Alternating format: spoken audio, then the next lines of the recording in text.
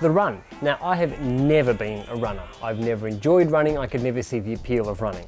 And yet by the time I finished my training for the Ironman, I think the run was probably the part I was looking forward to the most. It was where I thought I could actually really surprise myself with a good result.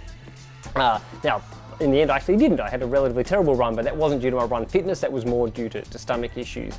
But one of the key things that I did from the get-go, because I didn't have a whole lot of experience in it, I didn't feel too bad just starting from the absolute base levels. But the idea of training to your heart rate is what made the biggest difference to me. So basically the idea of taking 180 and then subtracting your age from that and using that as the basis for your heart rate. And then just when you train, just sit at that heart rate.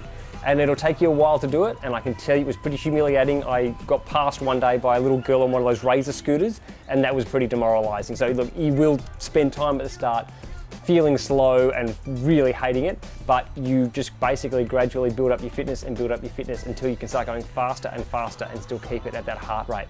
And it means if you do go hard during a session, you can actually come back a little bit and still find that comfortable zone and know that you can sit at that heart rate for a while, let your body recover, and then go for the next big push. So if you can do that, I reckon it's really worthwhile.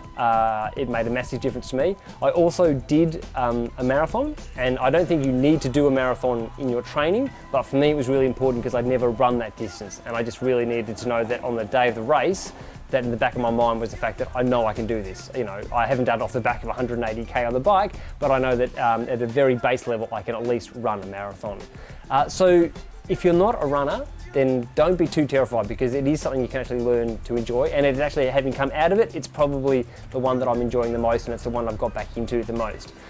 If you are a good runner, well done, because my God, it makes a massive difference on the day.